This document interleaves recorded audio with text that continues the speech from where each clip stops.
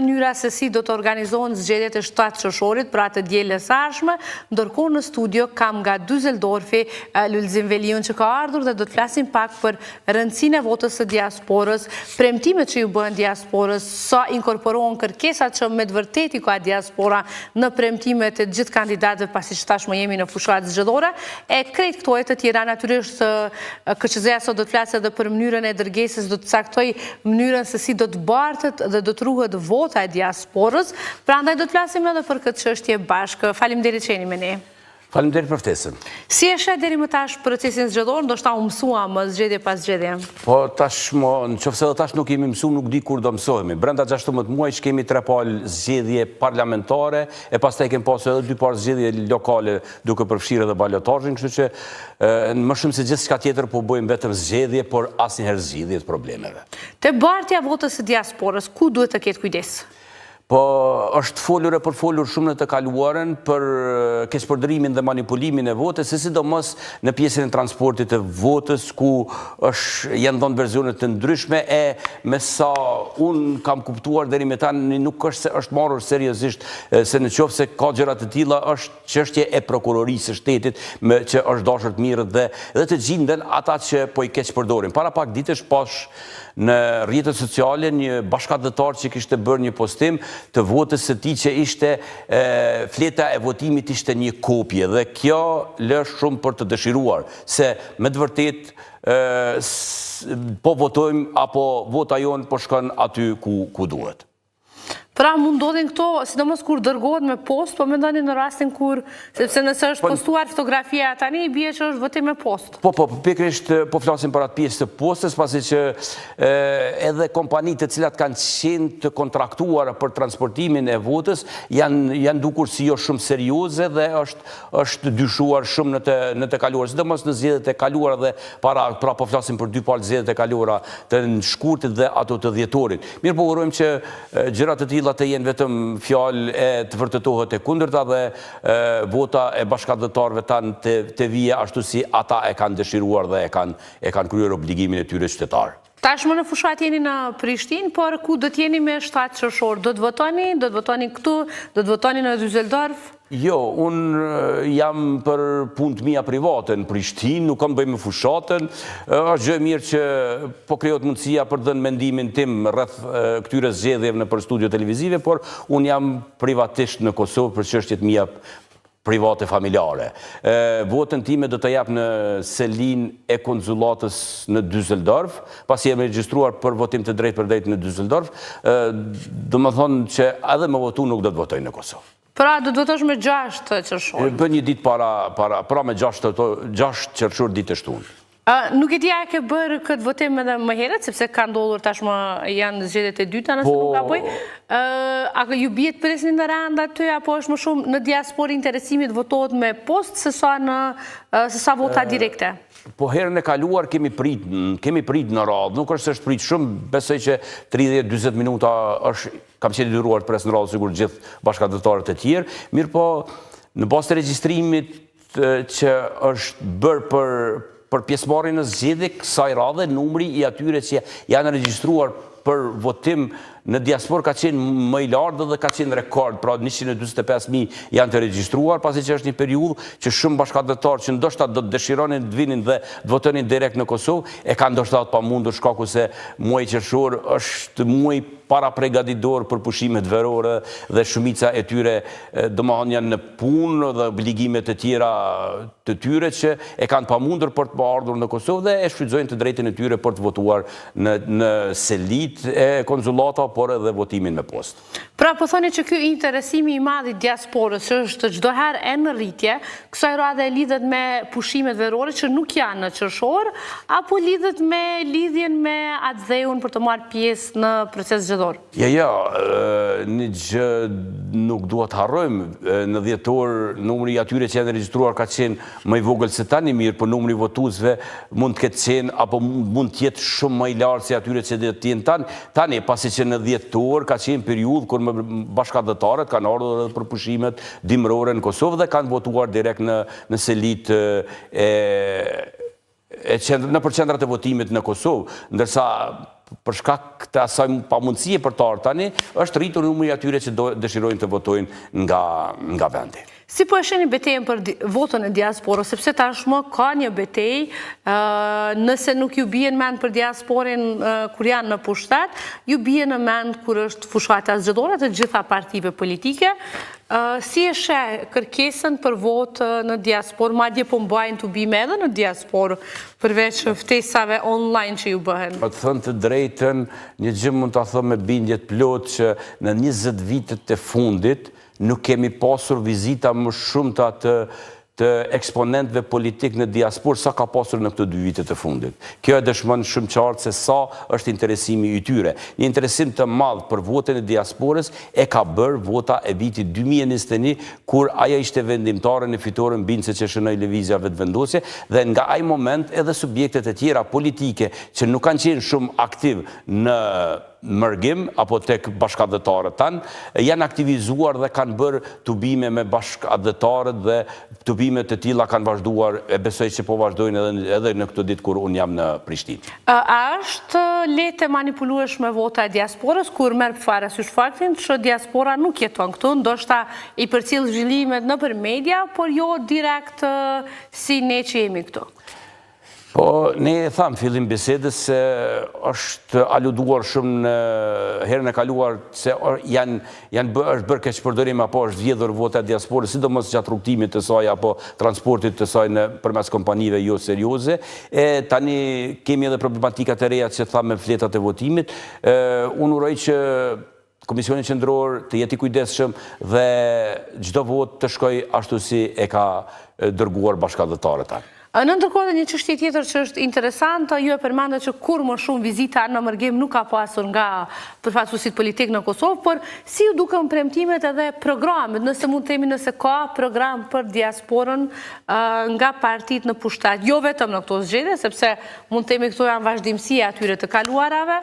Si ju duken? Jo, për diasporën nuk është se është bërë ndonjë gjë. Subjekti që më së tepër mi ka premtuar për diasporën ka qenë lëvizja vetëvendosje. Mirë, për premtimet të tyre kanë qenë sa ata ishin në opozitë, ndërsa nga momenti që ata janë në pushtet, nuk është se kanë bërë ndonjë gjë. E vetmja gjë që mund ta theksojmë tani që është bërë apo është rregulluar me ligj, është ky votimi që është mundsuar diasporës të votojë në përsëritje konsullatave. Votimin me postë kemi kryer edhe para shumë vitesh, domethënë edhe pa qenë vetëvendosja në pushtet. Mirë po, me ardhjen e tyre në pushtet kanë bërë disa ndryshime ligjore dhe është mundsuar që mërgata të votojë edhe në selit e konsullatave dhe ambasadave tona atje ku jemi ne.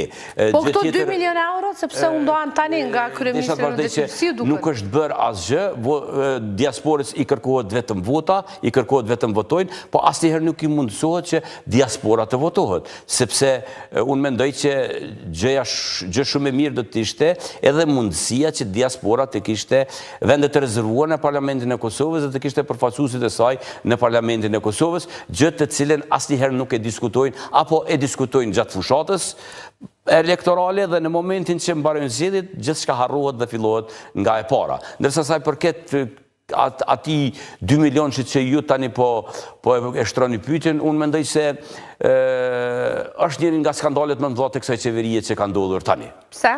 Po, unë mendoj se gjithë ajo shumë e mjeteve përdoret për të sjellur eksponent që sjellin votë për lëvizjen vetëvendosje.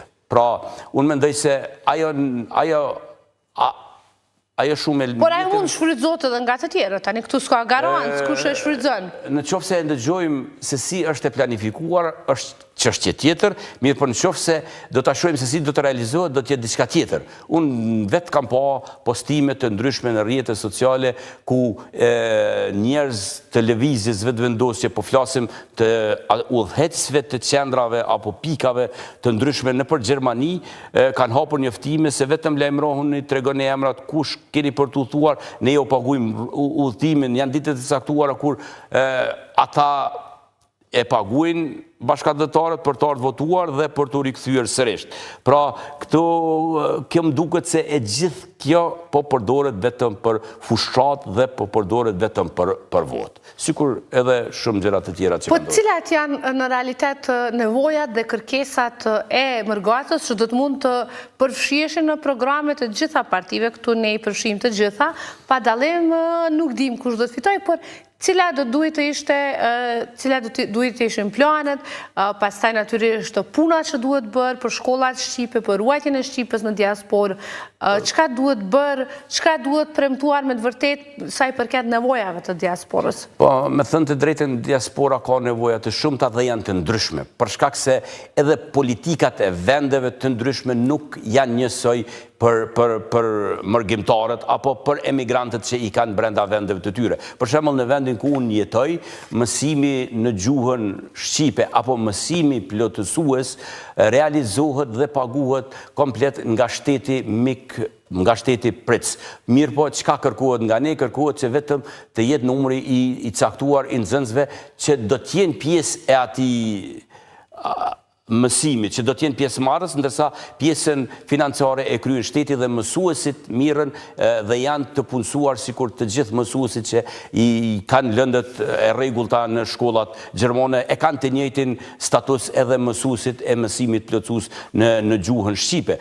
Këtu duhet punohet më tepër për që atyre që mundsohet të kenë tekstet e nevojshme, kurrikulat e gjërat e tilla, mirë po kemi edhe vendet e tjera ku mësimi plotësues duhet financohet nga vetë. Pra, në këto raste, shteti duhet ai që duhet të intervenoj, të dërgoj mësuesit, të paguaj mësuesit. Pastaj, në një periudhë kohore ka qenë filluan edhe me hapjen disa qendra kulturore në për vendet të ndryshme, të cilat tani më thuase të gjitha janë të mbyllura, pra kemi kthim mbrapa nga ajo, po si e thash, njëra nga gjërat ndoshta më kryesore do të ishte edhe e drejta e përfaqësimit të diasporës. Ne para disa vitesh kemi e thatë këtë, ai bie kjo që ne nuk po e shfrytëzojmë potencialin e diasporës sa duhet, nëse ne do ta kishim diasporën, siç e thatë, të rregulluar me ligj të përfaqësuar brenda kuvendit të Kosovës.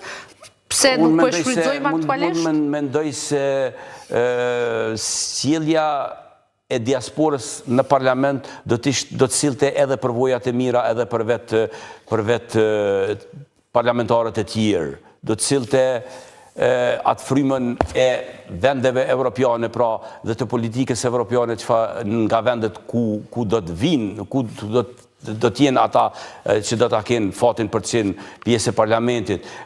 Mendoj se ky potencial nuk po shfrytëzohet. Ka shumë gjëra të tjera që mund të shfrytëzohen nga vendi ynë. Unë për shembull kam dalë me një kërkesë që të bëhet e mundur një regjistrim struktural i diasporës shqiptare. Çfarë do thotë kjo? Jo vetëm të dihet numri i diasporës, por të kemi një strukturë të plotë të gjitha profesione, profileve të diasporës, ku jetojnë, çfarë përgatitjesh, dhe një gjë e tillë do ta ndihmonte edhe vendin shumë, pasi që do të krijonte mundësi për kthimin e ekspertëve të ndryshëm për të cilët ka nevojë vendi. A kemi më shumë diasporë në Gjermani me që tani atje? Ne shohim vazhdimisht të rinj që sot e kanë shumë të lehtë mundësinë, ndoshta nuk e di kur keni shkuar ju, por nëse i kthehemi viteve të 90-ta, migrimi nuk ka qenë kaq i lehtë sa është sot, ku me një kontrat pune mund të shkosh më pas të bësh bashkim familjar, sot është shumë më e lehtë nëse synon. Definitivisht që është më e lehtë, jo vetëm që është më e lehtë, po vendet e zhvilluar ekonomike, pra si Gjermania, Franca e vendet e tjera, kanë mungesë të profesionistëve dhe ata po shfrytëzojnë potencialin tonë, po shfrytëzojnë njerëzit që po investon ky shtet dhe po i përgatit me profesione të ndryshme e ata po i marrin të gatshëm. Çfarë do të thotë se kemi shumë, për shembull, duke filluar nga mjekët, që tani më janë të shumt në Gjermani dhe nuk ke asnjë klinikë në të cilën nuk e gjen një mjek shqiptar. Domethënë të gjithë janë ata që kanë mbaruar me studime qoftë këtu, qoftë në Shqipëri, dhe tani shfrytëzohen nga një vend tjetër për shkak të mungesave të tyre. Dhe unë mendoj se në këtë drejtim qeverit tona, cila do qoftë që nga subjektet politike që do vinë në pushtet pas zgjedhjeve të ardhshme, të mendoj në këtë drejtim dhe të ndaloj ikjen e trurit nga Kosova. Sa i përket investimeve të diasporës, ne natyrisht e dim ndihmën që bëni për familjet e juaja, por së fundmi kemi një investim të diasporës sa i përket patundshmërive, pra kemi shumë nga diaspora që blenë banesa, blenë prona në Kosovë. A do duhet të mendonim ndryshe t'i merrnim këto investimet e diasporës në diçka tjetër dhe jo në patundshmëri? Unë për vete blerin në një apartamenti apo një shtëpije në Kosovë nuk do ta kisha llogaritur si një investimi diasporës. Investimi mirëfillt i diasporës do të ishte sikur ata të vinin dhe ose një pjesë e tyre që kanë bizneset e tyre do të vinin dhe do të hapnin vende të reja të punës. Unë mendoj se aja duhet llogaritur investim i diasporës dhe të subvencionohet, ju mundësohet një gjë e tillë, mirë po më duket se është bërë shumë pak, jo vetëm nga kjo qeveri, por edhe në të kaluarën dhe për këtë arsye mungojnë investimet strategjike në vendin tonë. Faleminderit shumë, faleminderit që gjetët kohë dhe ishit me ne. Faleminderit, ishte kënaqësi. Kënaqësi edhe për ne. Ndërkohë do të shkojmë të shohim, regjia e kemi gati KQZ-n, po shkojmë në mbledhjen e KQZ-s ku do të flitet edhe për këtë çështjen se si do të bartet vota e diasporës, do të caktohet sot dhe do të caktohet çdo gjë tjetër